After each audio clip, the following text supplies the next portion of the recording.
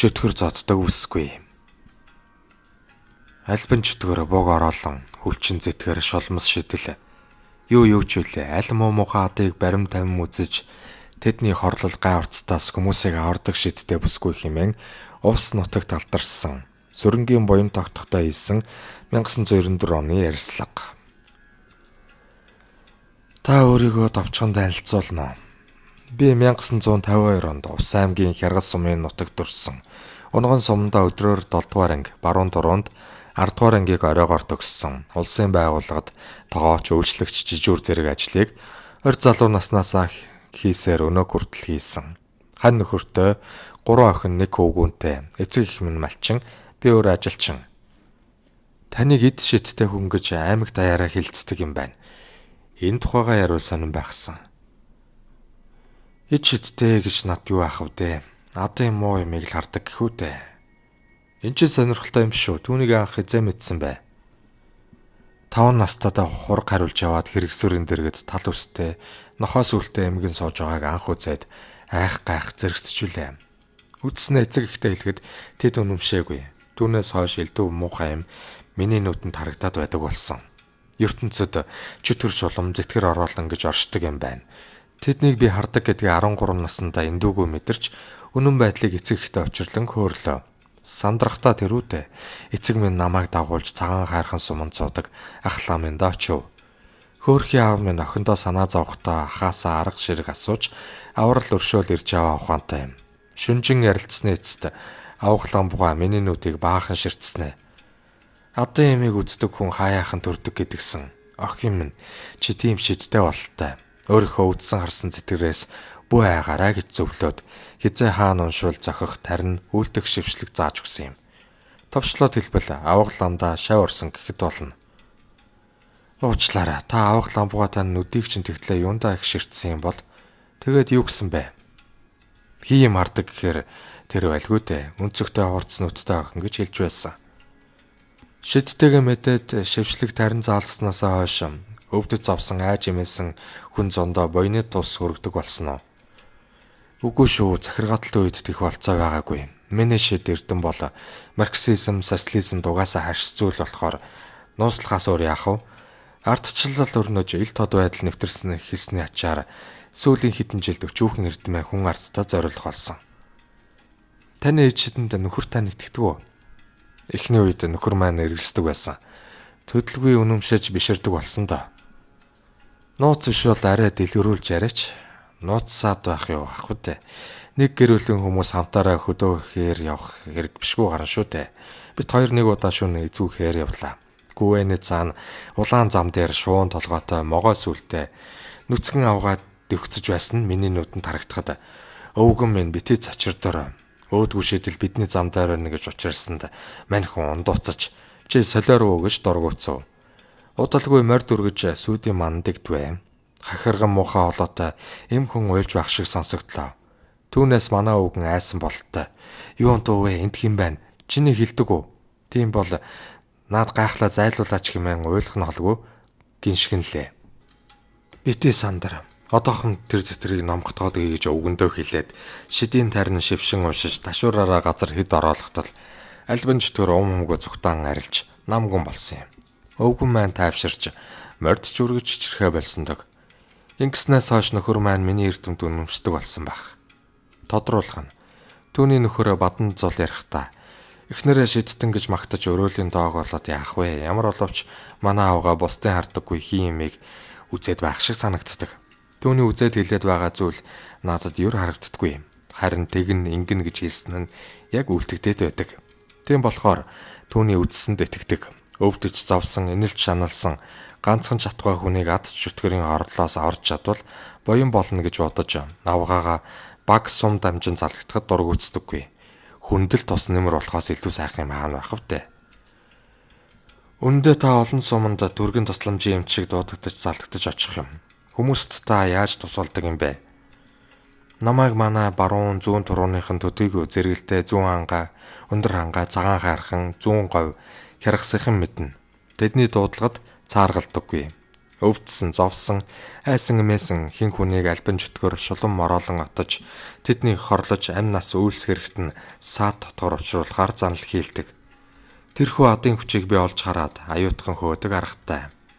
Занал хийлж байгаа адыг нь зайлуулмагц. Өвдөж зовсон хүнсэгдэг юм. Энэ талаар би цөөнгүүнд тусалсан. Тэр хүмүүс тэдний ах トゥ төрөл төрөсөд миний тухай үнийг өгүүлэх үз.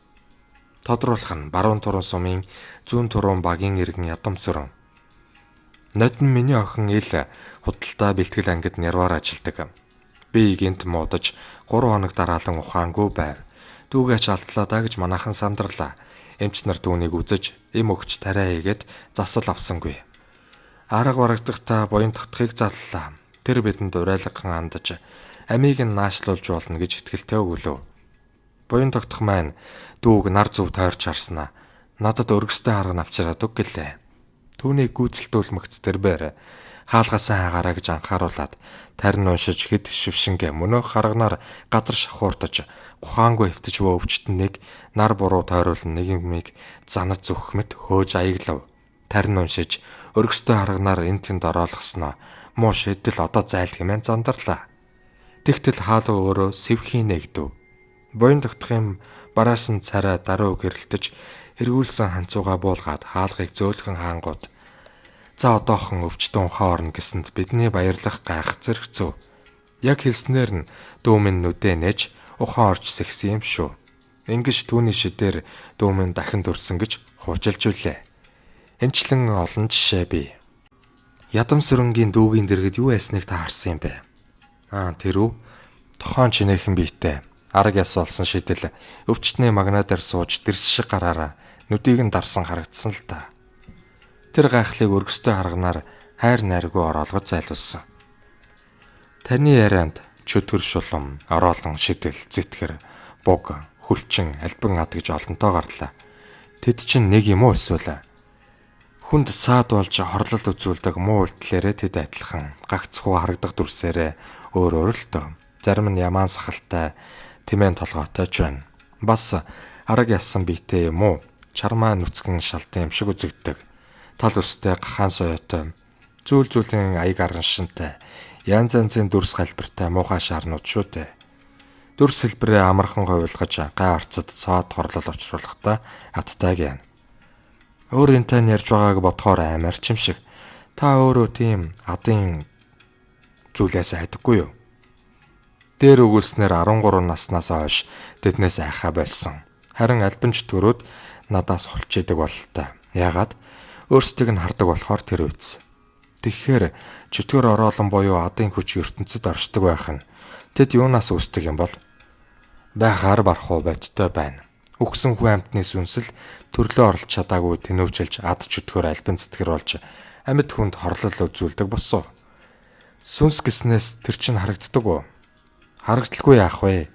Нөгдсөн зарим хүний сүнс гэр орноо эргэж ах トゥ хань ижлээсээ буянгуугаад байдаг.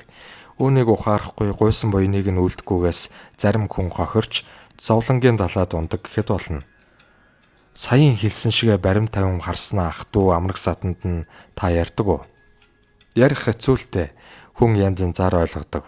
Таньдаг мэддэг хүнд бол тойруулс хийж санаа авахулж хэлдэг л дээ. Эрэлгийн элч гэж байна уу? Амьсгалаа хураах гэж байгаа хүний дэргэд эрэлгийн элч нь ирчгсэн харагддаг.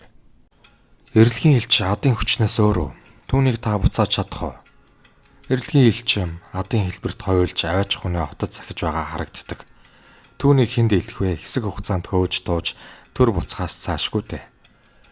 Мартснаас гүйдэлтэй газар гэж ярьдаг шүү дээ. Тийм ээ, гүйцэтэй газар гэж байдаг. Миний мэдхээр газрын гүйц хавар цас ханзархаар намар өвс шарлах үед илт мэдрэгддэг. Тийм газар хүн явахдаа болгоомжлох хэрэгтэй. Чухамдаа адын хүч оргондог холигдог орон зай гэсэн үг. Ардын хүч ярчигтай, уршигтай. Зарим нь газарт дэвхцэж байхад нөгөө нь агаарт нисж байгаа харагддаг. Айхгүй бол хүнийг чөтгөр шулмас хорлдохгүй гэж үнэн болов уу? Айдаггүй цөөн байхад айдаг хүн олон шүү дээ. Адын хорлол хамгийн гол нь сэтгэлээр дамжиж хүнийг өргөтдөг. Тэгэхээр хин хүн адын хорлолоос сэргийлж явмаар санагддаг. Үгүүдээ гэхэд мингинийхээ зүрхэн тарныг уншиж байвал сэтгэл ариусаж санаа зориг мохихгүй. Таныг мэргэн гэж нутгийнхан хилцдэг нь хэр үнэтэй вэ? Мэргэн болоод юу азаах вэ? Адын юмыг үзнэ гэдэг чинь торгон мэдрэмж, соргог зөө юм. Ер нь миний сэтгэлд ургаж нүдэнд үзэгдсэн юм амьдрал дээр зонхтой биелэгддэг. Чөтгөр шуламсыг та алс холоос мэдэрч үздэг үү? Ад чөтгөрийн хорлол тодорхой орон зайд хамрагддаг учраас хаа холоос түүнийг үздэг гэвэл худалчийн зээ болох вэ за. Өөрийн байгаа газараас алаг морины зүс танигдах орчинд адын хүчийг үздэг. Энэ нь надад бурхнаас заяасан өглөг гэж боддог. Танахны удамд адын хүчийг үздэг хүн байсан уу? Ээж ярьснаар миний өндөр эмэг их адын эмэг үздэг байсан гинлээ. Бурхан шүтлэгтэй үсттэй. Цагаан ногоон дарихийг би шүтдэг. Шившлэг тарины номыг биширч хэр чинээгээр сурахыг хичээдэг. Манай уншигчдад хандаж та юу хэлмээр байна? Ад чөтгөр байдгийг баримтгүй бүү үгүйсгээрээ тэгснээр алтгаас очихгүй шүү. Адын хорлолоос сэргийлэх нь амар төвшин амьдрахын үндэс гэдгийг давтан өгүүлэхэд илүүдэхгүй бойцаа. Сурвалжлагчийн тэмдэглэл. Инхүү бит хоёр илэн далангүй ярилцлаа. Түүний ярьсныг батлах өгүүлсгэх зорилго тавьсангүй. Чинхэн надаас агтсан хэрэг. Орчлонгийн нууц шавхагдшгүй, хүний шид барагдшгүй юм даа гэж бодогдов. Юутай чатугай буян тогтхын ачаар өвчнөөс салж идгэрлээ. Түүний шидээр муу муухан хорлолоос ангижрлаа хэмээн шагшин бахархаж хариуд нь сайн мөр буян гişиг амлагчд Увс аймгийн зүүн сумдад цөөнгүй ажээ. Их нэралах хүүхэд бүлээрхэд ч түүнийг нутгийнхан залдаг болжээ. Тэр бүрээд буян тогтох чарамхийн тусалж өдөр шөнөийг ялгалгүй хүн зооныхоо төлөө зүрх сэтгэлээ өөрт заяасан эрдэмшидэ харамгүй зориулж явна. Чөтгөр зэтгэр хоёрыг өргөстэй харганаар шавх хурдан хөөж айлган зайлуулдаг шидтэн хэмээн зүүн турууныхан хөгшин хөвөөгөө хөөрөлддөг нь түүний хүнд тос болсны хариу үнэлгээ юм. Үүнээс үүдэн ярилцлага чөтгөр зоддог бүсгүй хэмээн нэрлэлээ.